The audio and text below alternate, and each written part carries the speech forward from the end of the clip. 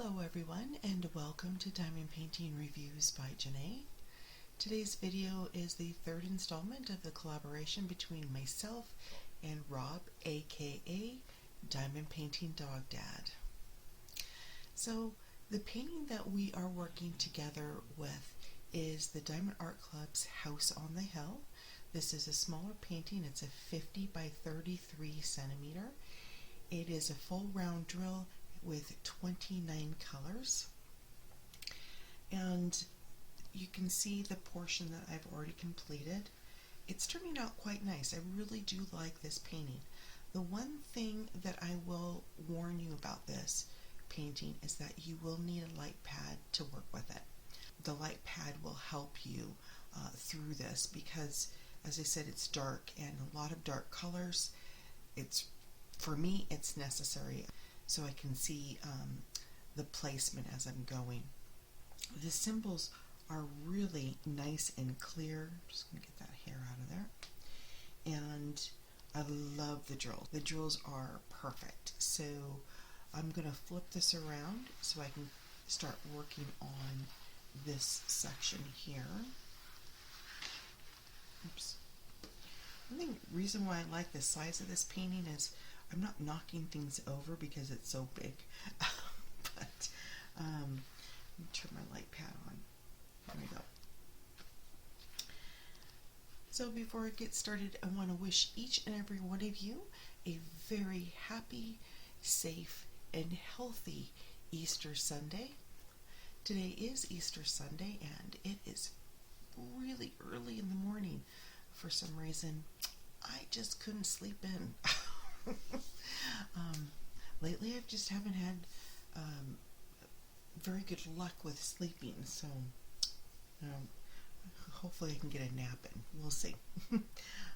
Alright, we're going to be working in this section here today, and today's subject we are going to discuss animal abuse and neglect awareness. This is kind of a touchy and sensitive subject, but I really wanted to discuss this. And me and Rob had talked about this before we even started the collaboration, that we would like to just be able to share with you some information and again bring this out to light. The statistics on animal abuse and neglect is shocking, to say the least. So go ahead and grab your whips, grab something to drink, cup of coffee, cup of tea, whatever you like to drink. So let's get at it. All right, everyone. This is going to be a really sensitive subject for me, and you know, as I've said before in the past, I'm always going to be 100% honest with all of you. And even watching those commercials that come on in regards to the shelters and organizations that are put together for animal abuse and neglect, it just breaks my heart just to see those commercials. In fact, there has been many a times where I've had to get up and walk out of the room because it just bothers me so much that there are people out there that can be so cruel and not take in consideration that a lot of these animals, they depend on us. They depend on us for shelter, for food, for love. I mean, it's just really, really heartbreaking to see animals suffer at the hands of their owners. And you know, I know that there's really not much that one person can do, but there is a lot that everyone can do to prevent this tragedy from continuing to happen. One thing that I looked up just recently was the statistics in Canada in regards to animal abuse and neglect. And over the last year, over 10,000 reports were put in for animal neglect. One thing I did want to say is that there are two types of abuse. There is physical abuse that we can actually see, and then there's neglect. Unfortunately, with neglect, we don't actually see it, but there are signs that the animal will present that will alert us that there is something not quite right. Now, by saying that, though, I wanted to bring something else up too, because with animal neglect, there is a bit of a gray area there. And the reason why I say that is because of my own experience with my girl, Rain. And I'm just going to share with you about her, and that way you'll understand what I mean by that there's a little bit of a gray area when it comes to trying to figure out, is the dog and or cat or animal that you're looking at, are they truly being neglected, or are you seeing that animal's temperament? Temperament is a big thing, and I can only share with you the temperament of a Shetland sheepdog. That's the breed that I show and breed, and that way when I go over what I experience with Rain, you'll understand what I mean by gray area. So I purchased Rain when she was 18 months of age, and I actually got her from her original breeder. Rain was purchased as a puppy. I'm not 100% sure. I believe the breeder said at 10 weeks of age, which is not uncommon. Usually breeders will try to put their puppies in homes at 8 weeks. At Shelties, sometimes you want to give them a little bit more time before you actually place them, and I'll go over that in a few minutes on why. But Rain was placed in a home, and the agreement for this purchase was that the person that purchased her agreed to show her in the U.S. and not only show her and get her U.S. championship, but also to special her. Now, what do I mean by special? Once a dog has reached their championship, you can continue to show them as a special. I'm not going to go in great detail regarding shows because it gets complicated, and this video would, go on for weeks. So, but I will kind of break this down so it's a little bit easier for you to understand. When you start showing a dog,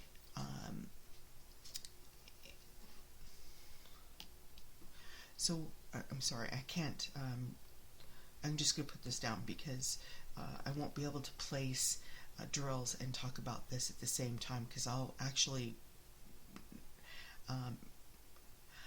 actually end up putting the drills in the wrong spots. So it's just best that I kind of put it off to the side. So how this works, in Canada, if you were to show a dog to its championship, you would have to receive 10 points. Now each show you're allowed at most 5 points per show. So that would mean that if your dog were to complete a championship, it would take at least 2 days for that to happen. In some cases, it won't happen that way. It depends on the number of dogs that are in each class, and that will determine on how many points that you receive. After you reach your 10 points, your dog will become a champion, and then any time after that is what they call a special. meaning that your dog has already reached its championship and now you're just trying to achieve more points, going towards a grand championship. And if you're competing against other dogs to get top dog in, let's say, your area or the country in general, you just keep showing, and they call that specialing. So the breeder said to me that the person that originally bought Rain agreed to not only show her in the States, but also special her. Now, from what I understand from the breeder, Rain was very outgoing. She was a very happy puppy, and after 9 months had passed and the owner didn't take her to shows, didn't fulfill her agreement, the breeder contacted her and said, you know what, how about I buy her back, and that way, you don't feel like you're obligated to do this. So ultimately, the breeder did buy her back, and at the same time, that's when I reached out to the breeder.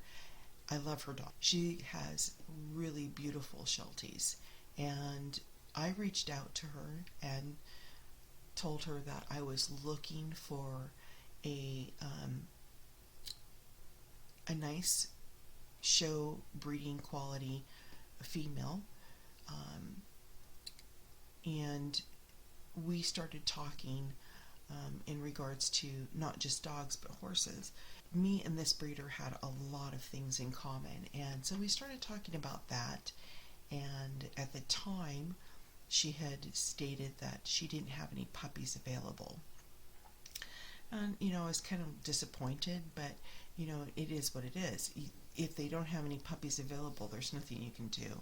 So I did ask her if she could put me on like a waiting list for a puppy that she may have eventually down the road. About 2 days later is when she contacted me again and said, I just got back this 18-month-old female, and she kind of explained to me what happened, and she asked me if I would be interested in her. So she sent me some pictures, and she's beautiful, and I will insert pictures right here. And as you can see, she's really, really nice.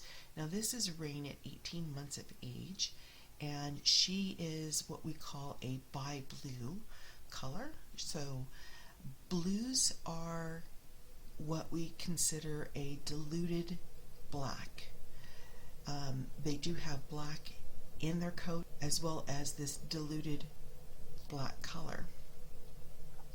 Now, bi meaning two colors only, and in the Sheltie world you can have a bicolor, a tricolor, and then you have your regular colors.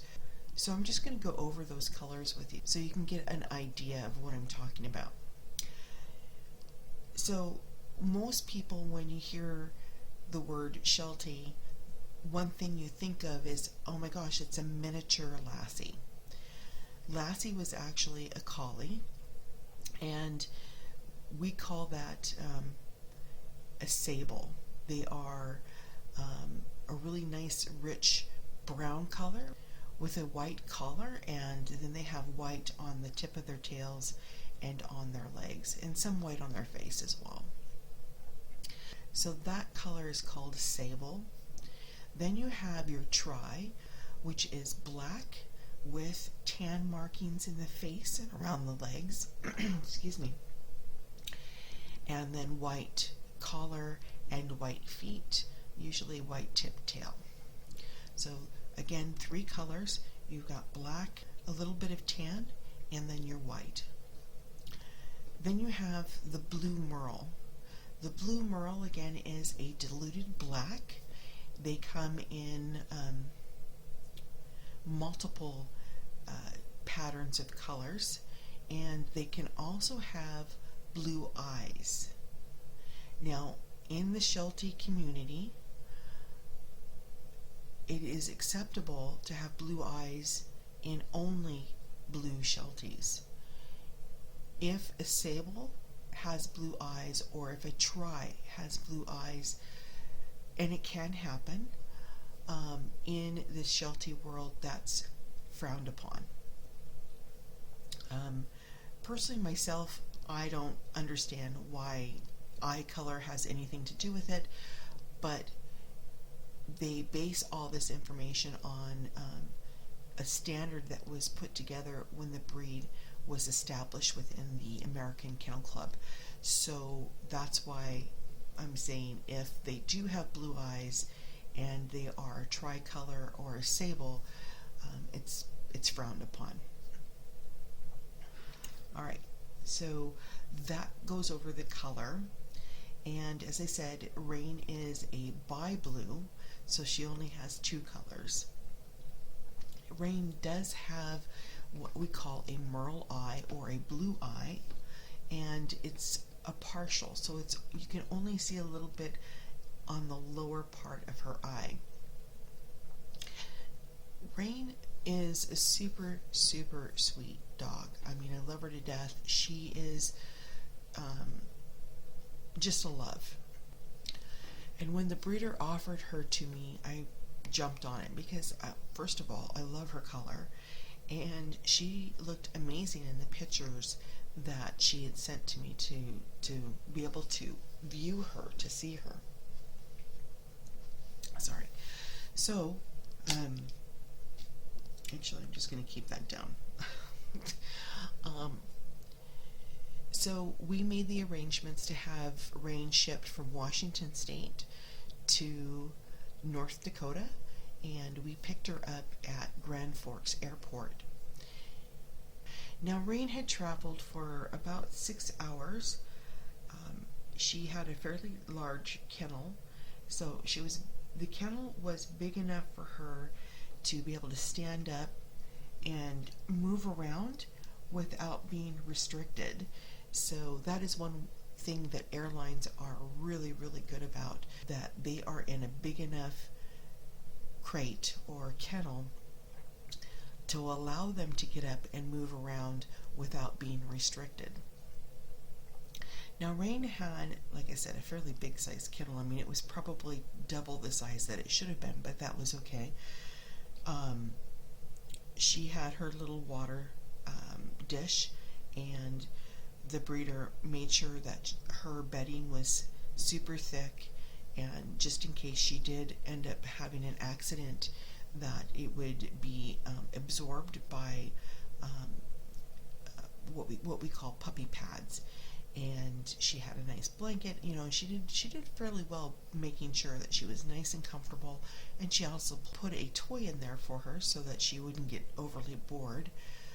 Now, when we picked her up at the airport, first thing that both me and my husband did once they released her to us is we got on our hands and knees and we started talking to her, because she didn't know who we were, and being in a kennel for 6 hours, having no idea what was happening to her, we didn't want to spook her. So I didn't want to immediately put her in the car and take off either. So we spent a little bit of time in the airport, just kind of on our hands and knees, talking to her, getting her acquainted to us, letting her sniff our hands. And not at any time in the airport did she show us any signs of dismay or fear. So I was relieved at that, because one thing about a Shetland sheepdog, they are very, very sensitive, and if they feel intimidated, they cower or they start to shake.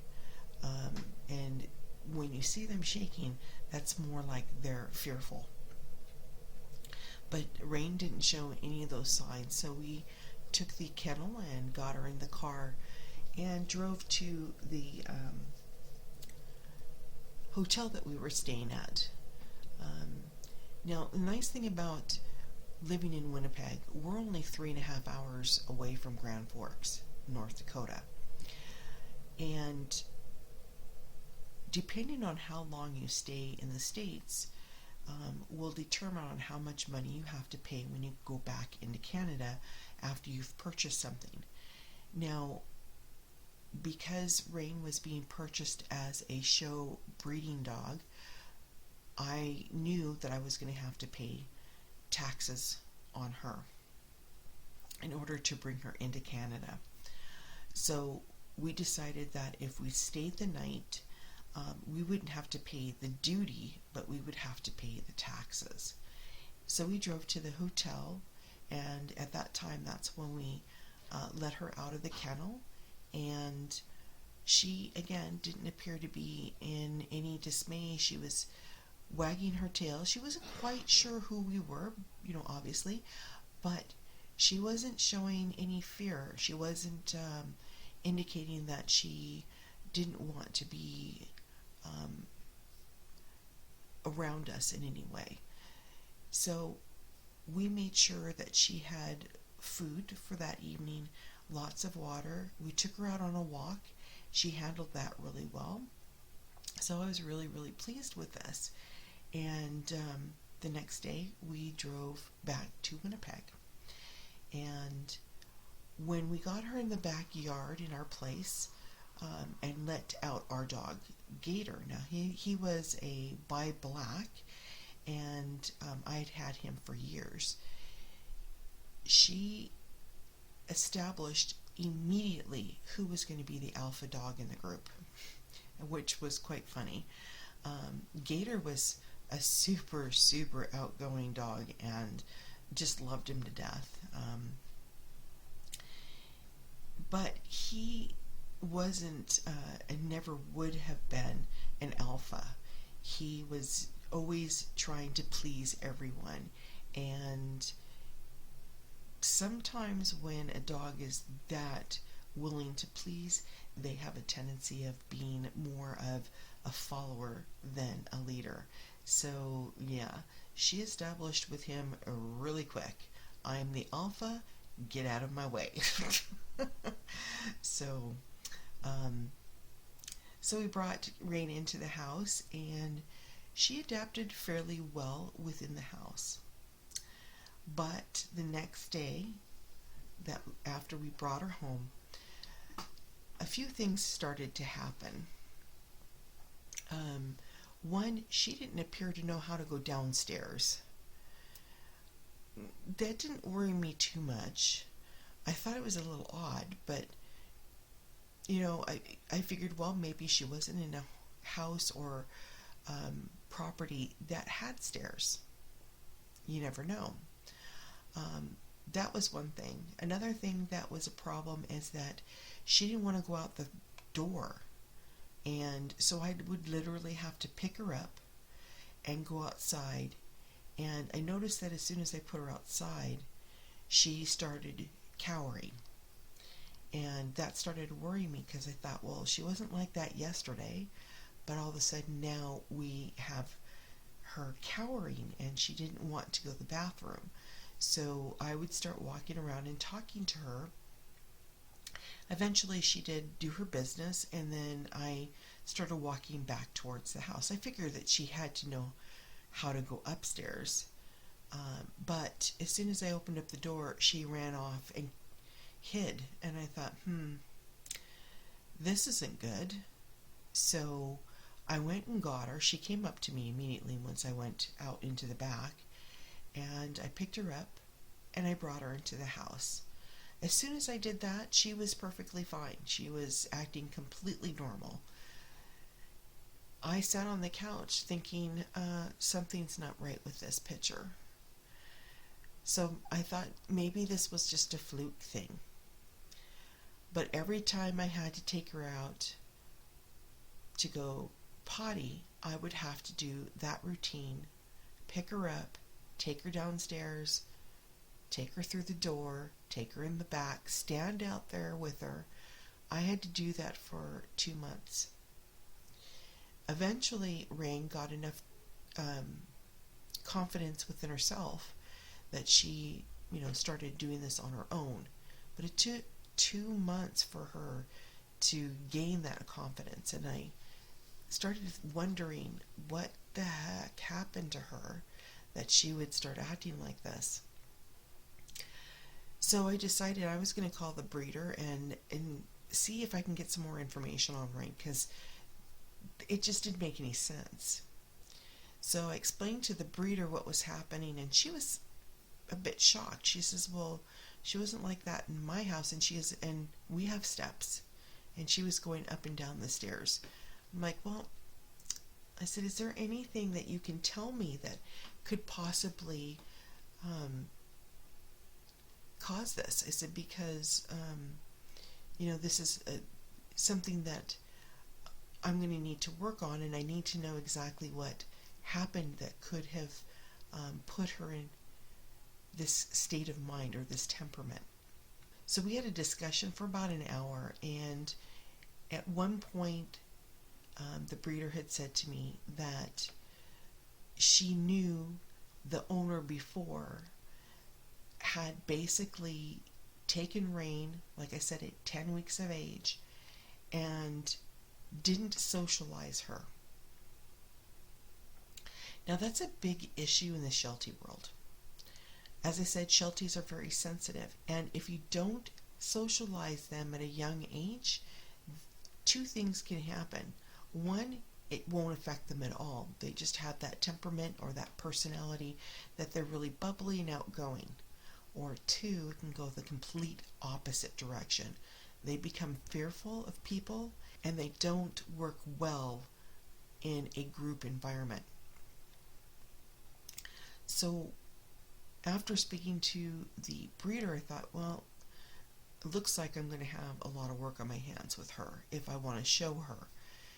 So I reached out to a couple of different breeders out here in Manitoba, and we started working with her. Approximately 4 months after that, Rain went to her first show, and she handled it pretty well. She wasn't happy. I'm going to tell you, she wasn't happy, but she handled it. And one thing that the judge did say to me when we were speaking is exactly that. She said, she is a beautiful dog. Your dog would definitely do well in the ring.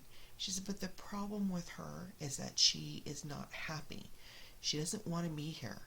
And she says that's going to cause a lot of problems. So of course my heart sank over that.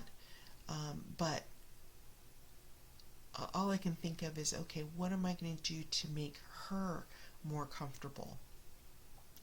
So I decided that I was going to hire somebody to show her, and that way I won't be the one that's holding her back. The reason why I say that too is because if you spoil them too much, they also can act this way. So this was a perfect way for me to find out, is she acting this way because she wants to be spoiled, or is she actually acting this way because of what happened to her as a puppy? So after being with a handler for a couple of months, we both came to the conclusion that her issues were caused from her time spent with the first owner. So we knew we had some work ahead of us when it came to Rain. Eventually, Rain did get her Canadian championship, and at that point, that's when I decided, enough. She got her championship. I'm happy with that. Excuse me. And that's all we're going to do. Unfortunately, the breeder was really disappointed with that, and I can understand that. I mean, this is her kennel name, and one of her dogs. She would have liked to have seen Rain be specialed, and I completely understand that in a breeder's perspective, but I had to do what was best for Rain and not what was best for a kennel name. So I explained to the breeder that, as much as I would love to, show her down in the States and special her and, accumulate points, get her grand championship, I just didn't think it was fair to her. You know, why put her in that scenario? And after speaking with the breeder for some time, she agreed. She thought that that's probably the best thing to do. So after Rain got her Canadian championship, she became my husband's dog, basically. Rain loves Mr. Review, and she will literally sing to him. It's quite interesting. But we have decided that, you know, we're not going to show her anymore because of, you know, I just don't feel that it's appropriate to force a dog to do something that they don't enjoy. So Rain was retired at an early age in as far as the show ring. And as I said, she's Mr. Review's dog. She just loves him to death. Now the reason why I bring this up is, again, going back to the neglect. The signs that you would look for in neglect in an animal is cowering and fear. Now, if you, let's say you come over to my place and you've never been to my place before, you're looking to purchase a puppy, and you come through the front door, what you would ultimately see is Rain either jumping on the couch and shaking or making a mad dash behind our TV set. If you didn't know how Rain's temperament was, you would assume that she was either neglected or abused just because of the way she acts. And that's the reason why I bring this up. When it comes to neglect, you really do have to weigh out, is this neglect or is this a possibility that this particular pet was traumatized, not caused by the owner, but caused by either a previous owner or something that occurred when they were very young. So it's, like I said, it's a gray line, and it's really hard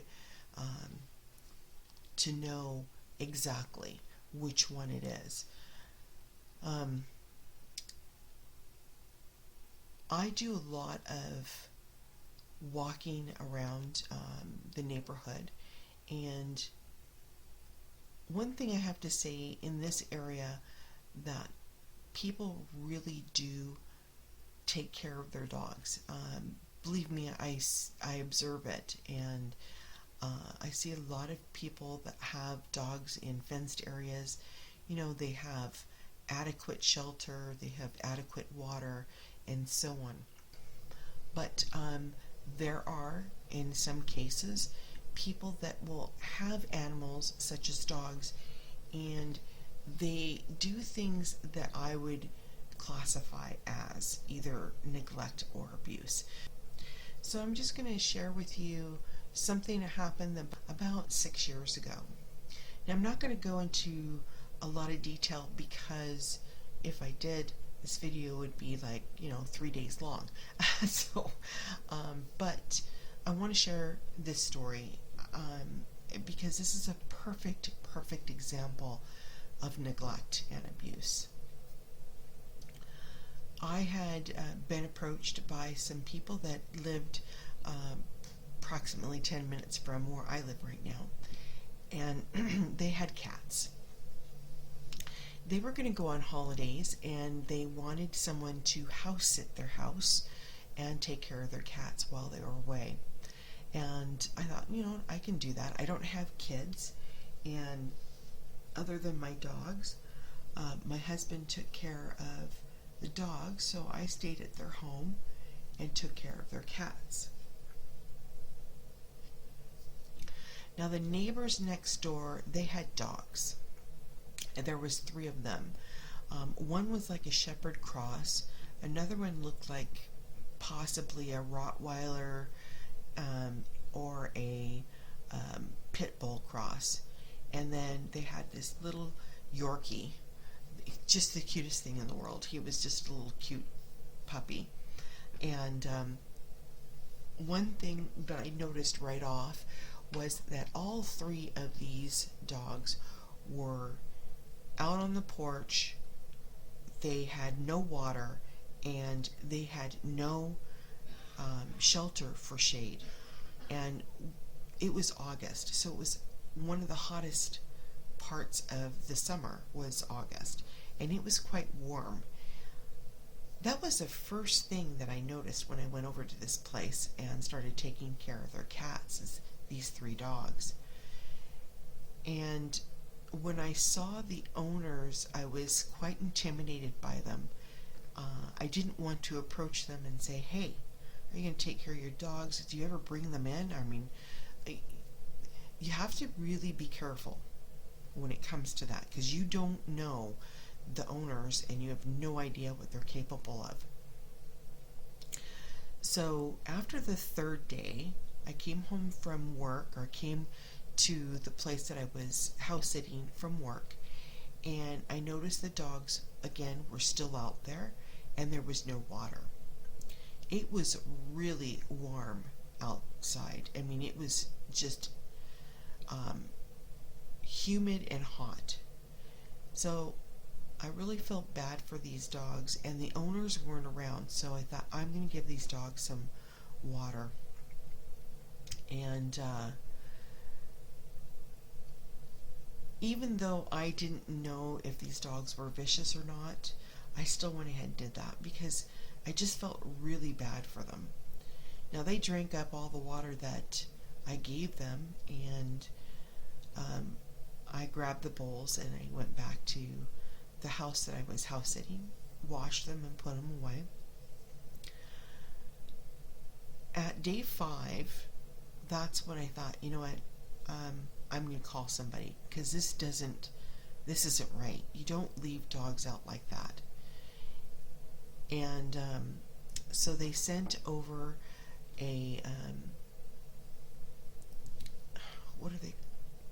it was a I want to say pound officer, but it's not, they're not called that. So somebody did come over to investigate, and they didn't approach the house that I was in because they wanted to make sure that the owners believed that this was a random call. However, once they were done with speaking to the owners and checking out the dogs, they did call me and let me know what conclusion that they came with. When this person called me to let me know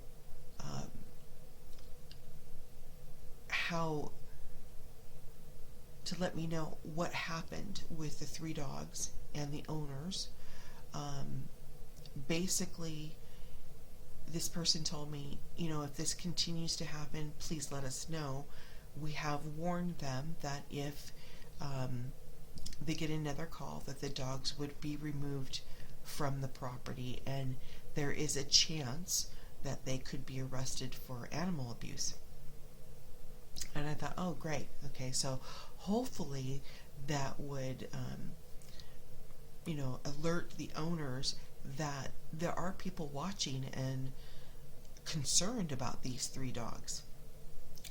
So that night I noticed the dogs were not on the chains outside. The next day I got up, went to work. The dogs were still in the house, and I felt a little bit better. Still concerned, but I did feel better that they weren't outside in the heat without water. So went to work, and after work I came home, took care of my own animals, and then went back to this house to take care of the cats. And as soon as I got into the driveway, the first thing I see, 3 dogs on chains outside. So my first thought was, oh, maybe they just let them out to go potty, right? And I think I got to the house around 7:15. So about 9 o'clock that night, I noticed the dogs were still out on the porch on chains, and there was no bowl out there for water. There was no water. Even at 9 o'clock at night, it was pretty warm. I mean, we had the air conditioner on in the house, so it stayed fairly cool in the house, but I was looking out the window and I'm thinking to myself, boy, those poor dogs are back out there again.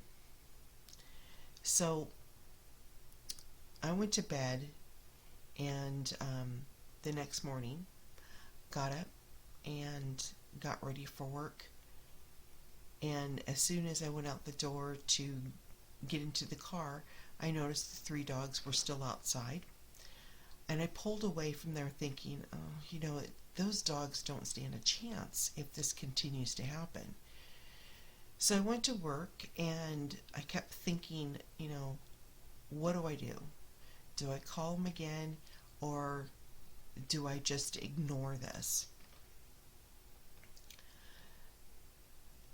So when I left for work, I went back to the house, took care of my dogs, and then went back to the home I was house sitting. And the 3 dogs were still out there. So I had dinner, and I started thinking, you know what, this officer that called me back asked me to call him back if I noticed that, the owners were repeating the same actions that they were doing before. So around 8 o'clock, I went outside to get something out of my car, and I could hear the little Yorkie whining. And I thought, that's not good, if, something's not right. So because I was outside and the owners were at home, I didn't want the owners to think that's the person that turned us in. So I didn't look over there, although I did hear this Yorkie whining, and I just went into the house, and I picked up the phone and I called the non-emergency number again, let them know that, listen, I reported these 3 dogs being at this house, on chains, no water, no shelter, no nothing. I said, you know what, I'm calling again because I'm really, really concerned about these 3 dogs. I said, and one of them is out there whining, and has been whining for some time. Now, the person that took the call let me know that they will be contacting the appropriate people, and that they will be sending some people out there to investigate. I thought, okay, sounds good. So that took a little bit of time. I believe it was a little over an hour by the time the person that came over the first time to investigate arrived. And when he arrived, the owners immediately got very defensive. They came out of the house, they were very defensive, and that officer got back in his car and called 911 and said, I need some help. So by doing that, they had sent out 2 patrol cars, and ultimately what happened was the 3 dogs were taken away from the owners, and the aggressive owner was arrested. I believe it was probably around 10 p.m. when they all left. The officer that was doing the investigation called me to let me know that they have permanently removed the dogs from these owners, that the aggressive owner was arrested, and the reason why he was arrested was because the little Yorkie puppy unfortunately didn't survive and passed away.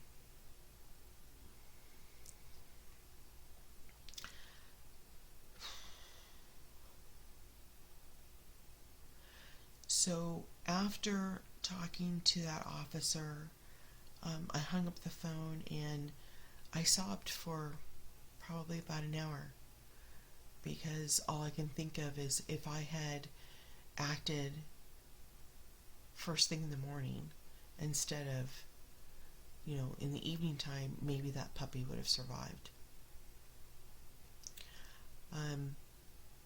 It's kind of hard to say, but that always goes through my mind after that scenario. So that's the reason why I'm very passionate about bringing this out to the light and bringing the awareness out. It is so, so important that we as people can do our part by protecting animals, even if they're not ours. And if you know that or suspect that there is an animal that's being physically abused or possibly neglected, it's so important that we do something. And the reason why I say that is because these animals, they don't deserve this. And they depend on us. They depend on us on food and shelter, water, love. And, animals, they can react in a various of different ways because of the environment that they are in. But honestly, all they want is to be loved. And it's heartbreaking. It's really heartbreaking when things like this occur. And I know that the story that I told you, that happens all over the place. It really shocks me that people would do that to an animal and have absolutely no remorse on what they've done to that animal. This is a living, breathing thing. It's not a stuffed animal that you can just toss outside. So anyway, I'm sorry, I'm ranting now.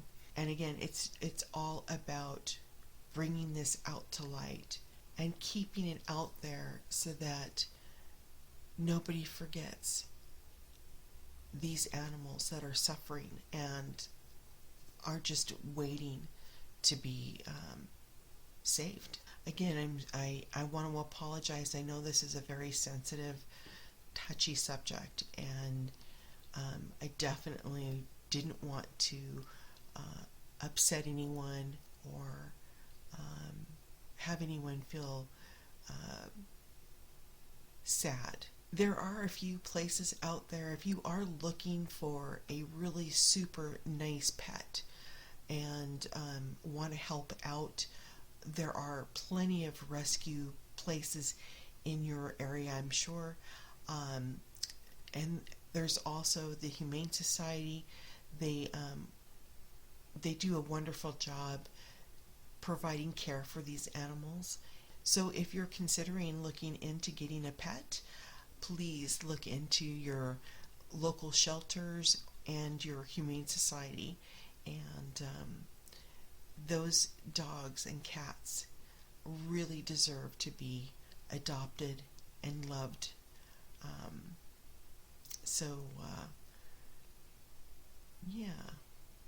So at this point, I think I'm going to end the video, and I hope that what I shared with you brings some insight, and again, like I said, brings it back out to light so that we don't forget about all these animals that really do depend on us to keep them safe. Okay, everyone, I'm going to go ahead and end the video. I'm sorry I didn't do any painting. I was just doing a lot of talking, so I do apologize for that. Hopefully by the next time we come on, I will be somewhere in here and just have a small portion left. Now I will tell you this, me and Rob have been discussing what we're going to do after the paintings are completed, and we're going to be actually doing videos on how we're going to seal our paintings and how we're going to actually frame and mount them. So that's going to be fun to do, and I hope that all of you will enjoy that as well. So by saying that, if you find the video was interesting and informative, please let me know by hitting that thumbs up button. I'd greatly appreciate it. And if you're new to the channel, a big howdy and welcome. If you like what you see and you like what you heard, I hope that you will consider subscribing to the channel. If you do subscribe, please don't forget to hit the bell that is right next door to that subscribe button. That bell is going to indicate when I've uploaded my next video. So everyone, by saying that, if it is morning for you, have a very pleasant morning. If it is afternoon for you, have an excellent rest of your afternoon. And if it's evening for you, have a very relaxing evening. Again, my name's Jene. Thank you for spending some time with me today on the review. We'll talk again real soon. Take care, everyone. Bye for now.